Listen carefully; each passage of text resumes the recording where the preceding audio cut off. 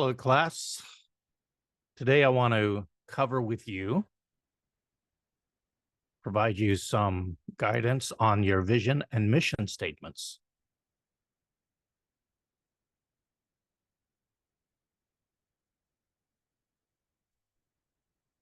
So I'll share my screen here.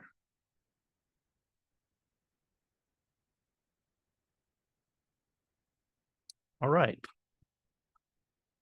Like I said, we're going to cover vision and mission statements, which are essential to beginning your whole planning process.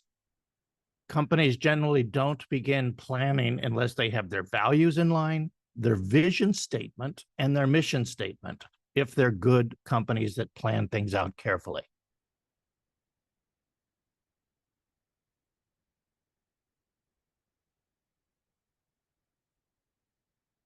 So how do we build a vision statement? There's a few pieces of guidance here. First, we don't start with changing the world.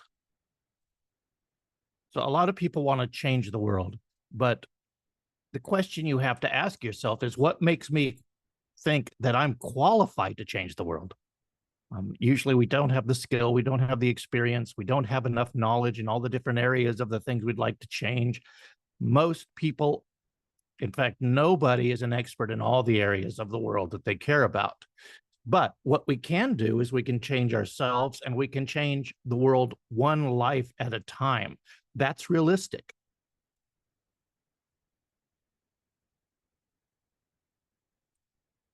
So when you're thinking about your vision and mission statements, don't think so much about how you're going to change the world, but think about a clear future.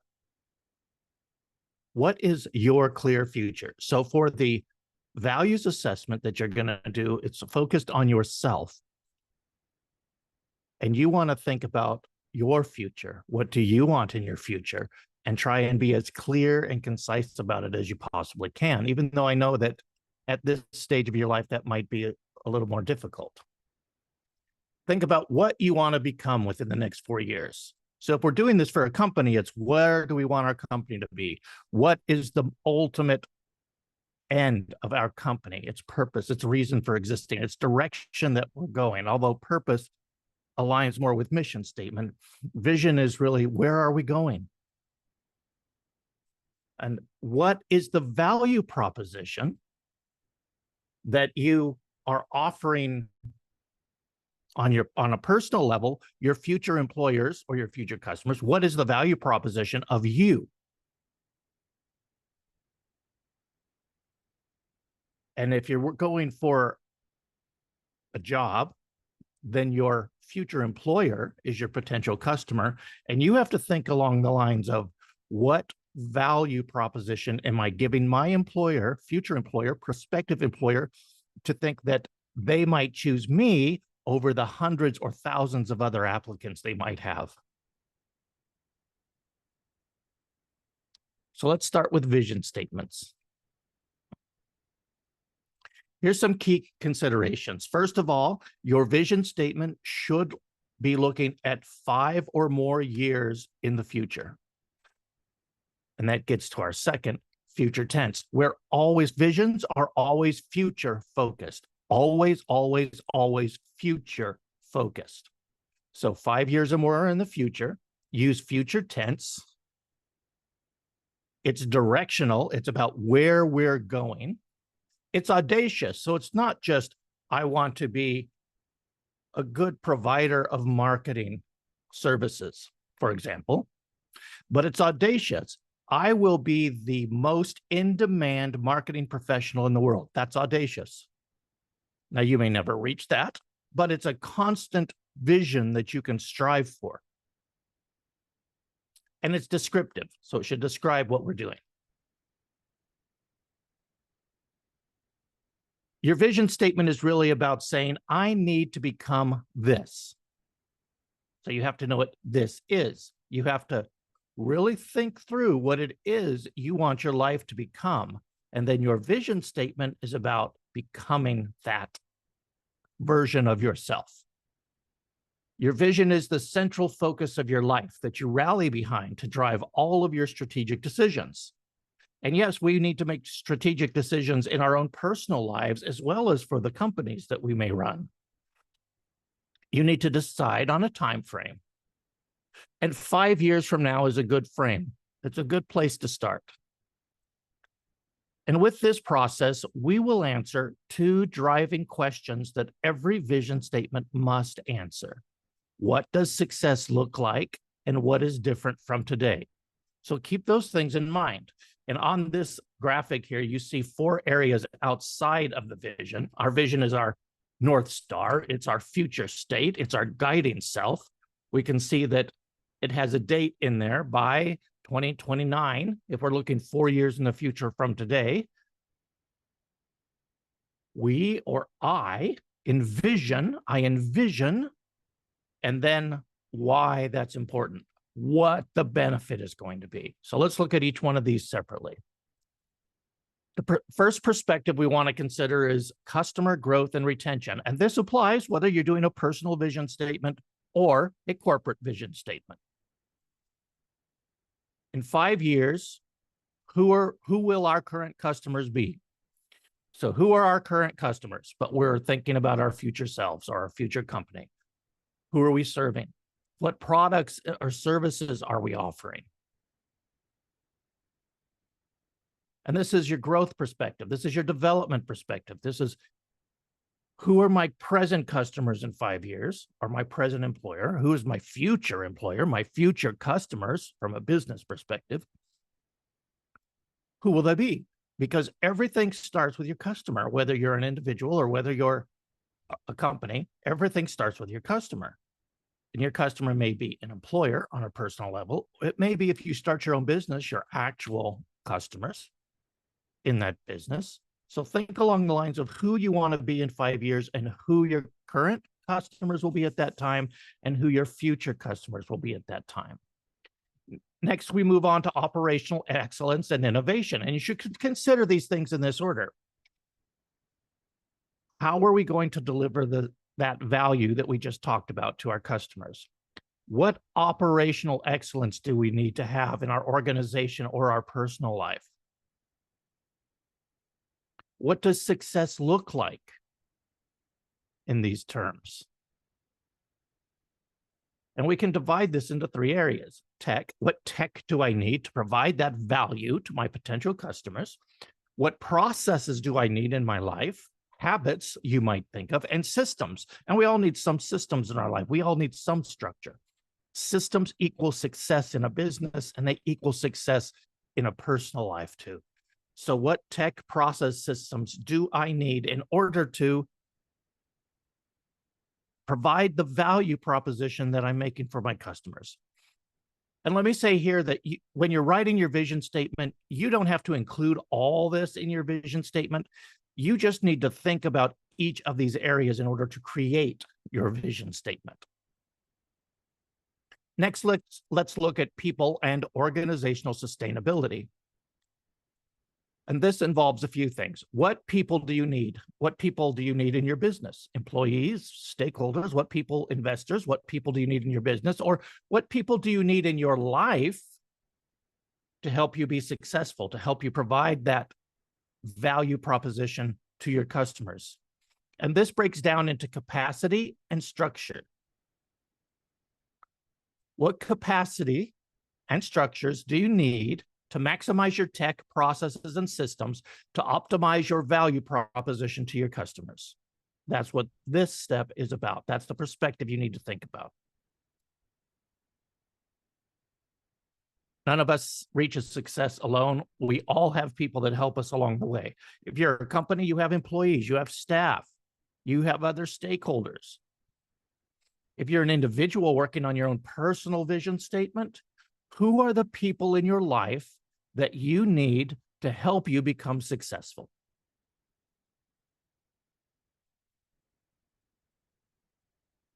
So what capacity and structures do you need to maximize your tech, processes, and systems to optimize the value proposition to your customers? And then finally, we get to financial results and impact. So how does all this add up from a financial perspective? And maybe this isn't the way you like to think about your life if you're doing it on a personal level, but think about in terms of salary. Do you want to make $30,000 a year, 40, 50, $60,000 a year? Or do you want to make $125,000 a year? Financially, where do you want to be? And how does accomplishing your vision and working towards your vision add up to a financial perspective in your life? Business side, it's easy. We always know that there's a financial perspective in business, but there's a financial perspective in our lives too. However, if you would prefer to focus on what the big impact of your life will be, what will it be on your life? What will be on your family, your community? And you can do this with an organization as well. You can focus on that. So you can pick the financial perspective, impact, or the impact on your life, family, or community perspective when you're doing this, or you can mix that up. In other words, what's the dent? What's the impact that you're going to make on the world? So that's my brief overview of how to write a vision statement.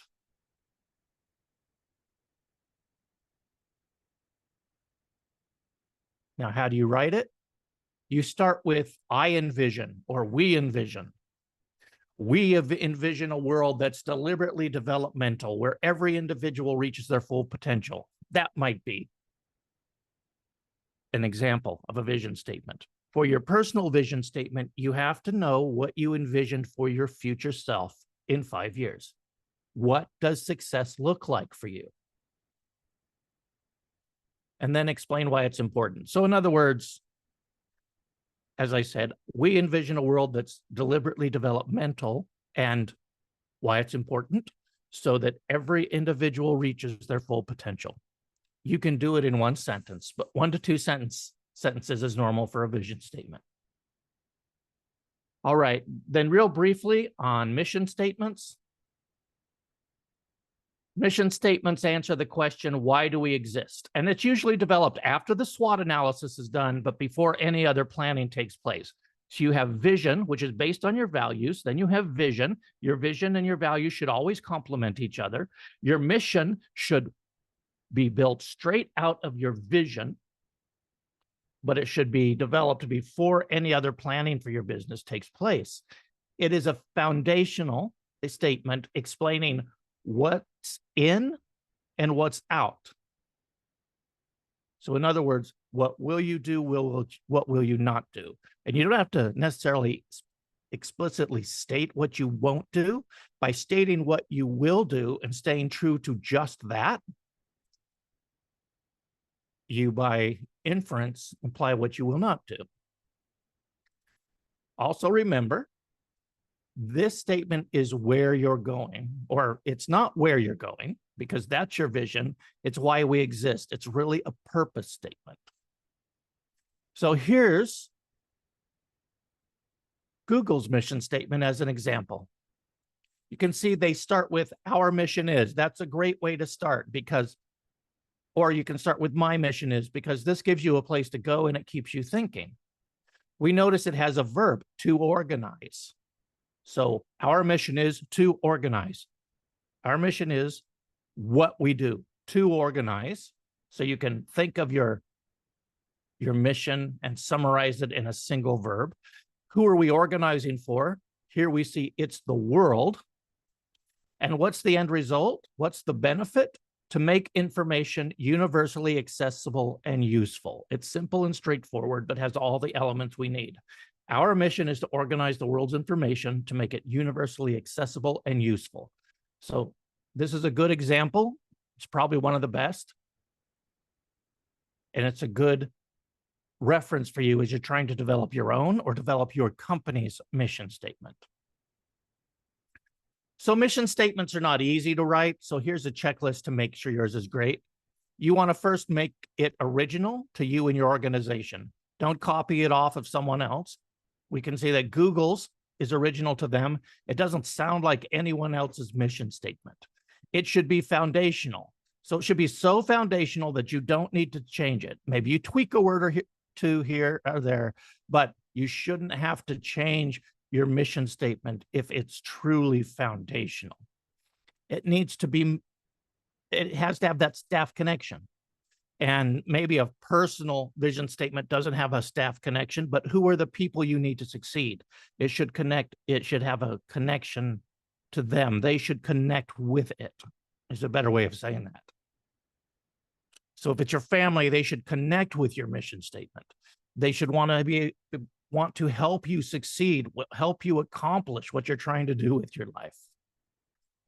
It should be memorable, which means it should be short and concise. And finally, there's a litmus test, which we call the T-shirt test.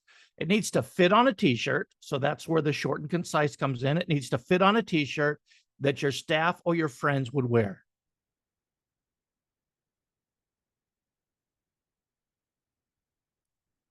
So what's the process?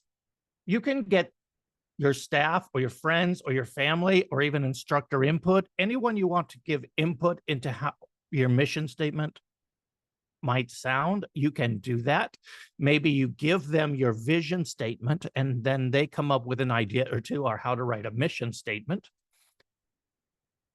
Create 3 to 4 versions of your mission statement. And these can be ones that you create, or maybe some of the people you've talked to, they've created it. And then pick one. Pick the one you like best. Or if you'd like, the people that have helped you come up with ideas, you could have them vote on it and see which one they like best and see if you agree. So that's my presentation on vision and mission statements. I hope this helps as you're writing them. Please reach out to me with any questions.